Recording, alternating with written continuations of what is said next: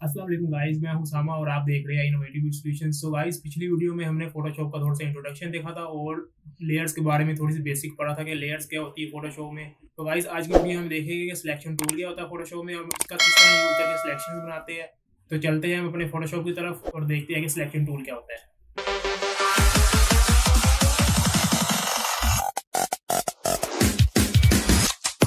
तो ये मैंने ओपन कर लिया फोटोशॉप। हम यहाँ पे जाएगा फाइल पे, न्यू पे क्लिक करेंगे। तो ये देखो वही इंटरफेस आ गया जो पिछली क्लास में मैंने आपको बताया था। सेव में जाएंगे, ये वही प्रीसेट सेव हुआ पड़ा जो मैंने सेव किया था। हम यही साइज ले लेते हैं दोबारा, इस पर हम क्लिक करके क्रिएट करेंगे। तो ये देखो मेरे पास कैनवास ओपन हो गया। अब हमने यहाँ लेयर्स के बारे में पढ़ा था, यहाँ पे मैं एक ले लेता हूँ, न्यू लेयर लेता हूँ। यहाँ पे क्लिक करके एक न्यू लेयर आ जाएगी। ये हमारे पास न्यू लेयर आ गई है। अब ये जो हमारे पास आ रहा है ना सेकंड टूल, ठीक है, ये हमारे पास है पड़ा रेक्टेंगुलर मार्की टूल। हम देखो जैसे इस पे कर्सर ले गए, ये हमें सजेशंस देने लग गया है कि हम इसको किस तरह यूज़ कर सकते हैं। हम इसको सिलेक्ट कर लेंगे। उसके बाद हम यहाँ पे जाके जैसे ही हम इसको ड्रा करेंगे तो ये देखो हमारे पास उसने एक सिलेक्शन ले लिया रेक्टेंगल में। बेसिकली जो सिलेक्शन होता है वो होता है एक्टिव एरिया। इसको एक्सप्लेन करने से पहले मैं आपको ये दो कलर्स के बारे में बता देता हूँ। ये जो आपको यहाँ नज़र आ रहे होगे ना, ये हमारे पास है फोरग्राउंड कलर, ये हमारे पास है बैकग्राउंड कलर। ये इस तरह होता है कि आपने दो कलर हाथ में पकड़े हुए, आप जो मर्जी कलर यूज़ कर सकते हैं एट टाइम पे। तो ये उसी तरह ऐप है। हम इस पर क्लिक करेंगे, इसको जाके हम चेंज भी कर सकते हैं। उसके बाद हम ये बैकग्राउंड कलर को भी हम चेंज कर सकते हैं। इसको कर लेते हैं रेड कर लेते हैं, ठीक है। इसको हम रेड की तरफ जाके ओके कर देते हैं, तो ये रेड हो जाएगा। अब हमने इसको जाके अप्लाई करना है। तो यहाँ पे ये हमारे पास दिया गया है ग्रेडियंट, ठीक है। इस पर हम राइट क्लिक करेंगे, ये हमारे पास आ रही पेंट बकेट टूल, ठीक है। इसको हम ले लेंगे। इसके बाद हम जाके जिस कलर को लेंगे, यहाँ से हम कलर सेलेक्ट किया, जैसे हम क्लिक करेंगे तो हमारे पास वो कलर अप्लाई हो जाए। अब ये देखो उसी एरिया में कलर अप्लाई हुआ है जिसको हमने सेलेक्ट किया हुआ। तो मैं यहाँ पे ले लेता हूँ ब्रश टूल ले लेता हूँ, ठीक है। इसको भी मैं अंडू करता हूँ पहले, ठीक है। इसके बाद ये देखो मैं कलर कर रहा हूँ। तो ब्रश से मैं कलर कर रहा हूँ, लेकिन सिर्फ उसी एरिया में कलर हो रहा है जो मैंने सिलेक्ट किया हुआ है। तो ये एक तरह से सिलेक्शन हम इसलिए यूज़ करते हैं कि हमने किसी एरिया को एक्टिव बनाना हो कि सिर्फ उसी एरिया पे हम काम कर सके, तो हम उसकी सिलेक्शन कर लेते हैं। ये जो फोरग्राउंड और बैकग्राउंड कलर का मैंने आपको बताया, इसकी शॉर्टकट्स भी है पड़ी। इसको मैं अंडू कर देता हूँ।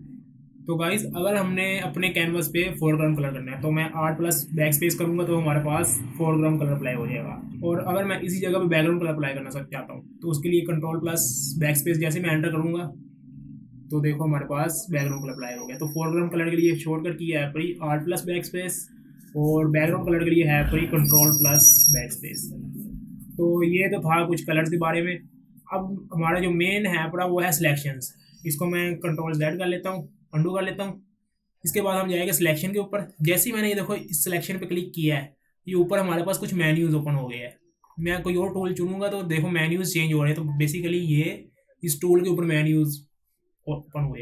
तो यहाँ पे ये देखो पहले इस पे आया पड़ा, मैंने सिलेक्शन बनाई, उसके बाद जैसे दूसरी सिलेक्शन बनाऊंगा पिछली सिलेक्शन रिमूव हो जाएगी।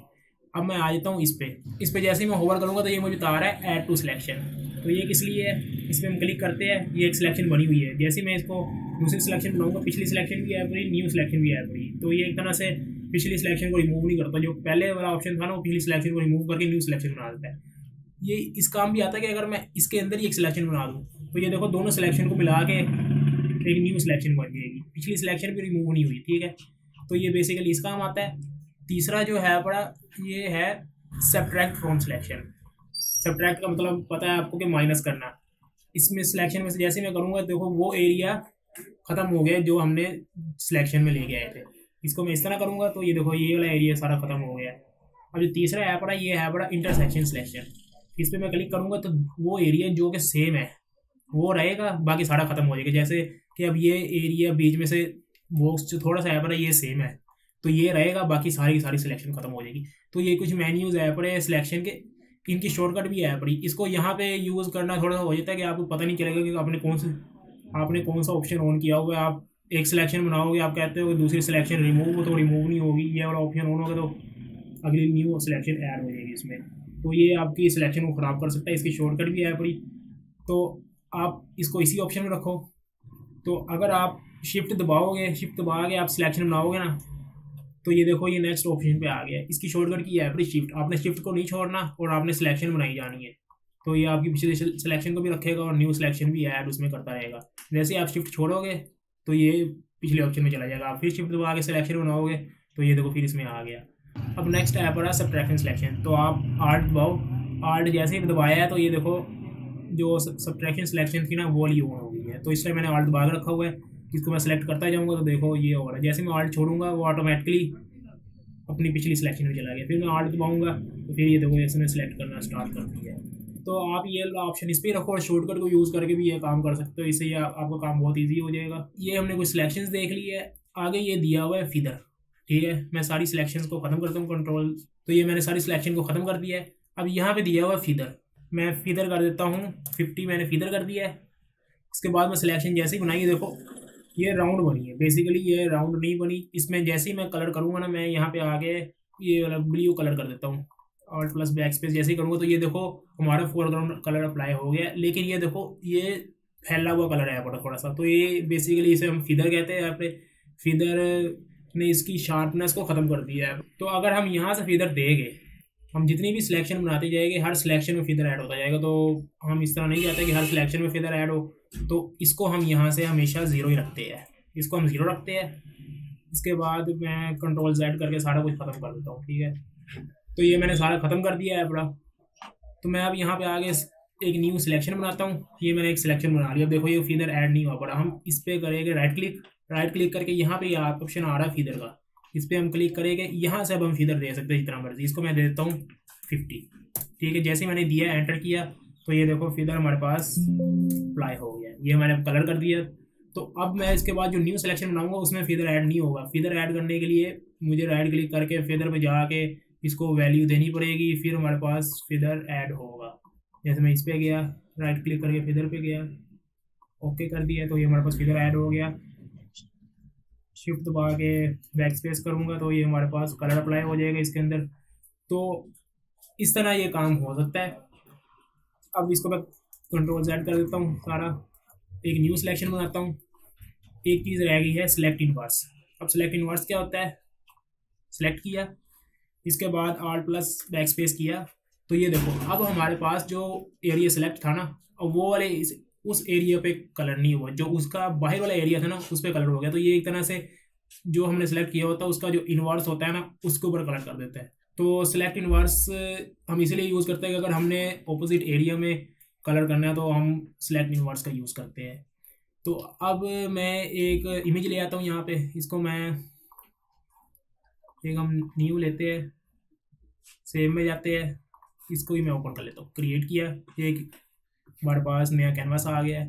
फाइल में जाके ओपन में जाऊँगा, यहाँ से मैं एक ले आता हूँ इमेज, मैं जाता हूँ डाउनलोड में, मैं यहाँ से अपनी ये वाली इमेज ले आता हूँ, ठीक है। इसको मैंने ओके करके किया तो ये देखो मेरे पास ये इमेज आ गई है, ठीक है। ये यहाँ पे मैंने ओपन किया हुआ, ये यहाँ पे आई है। इसको मैं अगर मूव करना चाहता हूँ मैं आऊँगा मूव टूल के अंदर, ठीक है। तो मैं मूव टूल्स के ज़रिए इसको ड्रैग करूँगा, ड्रैग करके जैसे मैं इस पर लेके आगे इस पर रखूँगा ना तो ये देखो ये हमारे पास आ गया। हमारा जो पीछे कैनवास था वो छोटा था, इमेज हमारे पास बड़ी है, पर इसको हमें क्रॉप करना पड़ेगा, इसलिए हम अभी इस पर काम कर लेते हैं, उस पर नहीं जाते। तो ये असल में हमारे पास बैकग्राउंड लेयर पे है। मैं यहाँ पे न्यू लेयर बना लेता हूँ, इसके अंदर मैं ले लेता हूँ, इस पर राइट क्लिक करूँगा तो ये हमारे पास आ रहा है एलिप्टिकल मार्क्यू टूल। इस पर जैसे मैं क्लिक करूँगा इस तरह की हमारे पास सिलेक्शन बन रही है। और अगर मैं इसको शिफ्ट दबा के बनाऊंगा तो ये हमारे पास फुल सर्कल बनेगा। शिफ्ट दबा के बनाऊंगा तो फुल सर्कल बनेगा। अगर मैं वैसे ही ड्रॉ करूंगा तो ये देखो हमारे पास एक राउंड सी बन रही है, एलिप्टिकल शेप बन रही है। तो इसीलिए हम इसे एलिप्टिकल मार्क्यू टूल कहते हैं। ये आ गया, इस पर हम राइट क्लिक करके सिलेक्ट इनवर्स करता हूँ। मैं इसको यहाँ पे आके मैं इसमें ब्लैक कलर ले लेता हूँ, उसके बाद ऑल्ट प्लस बैक स्पेस करूँगा तो ये हमारे पास देखो उसने सेलेक्ट इनवर्स कर दिया।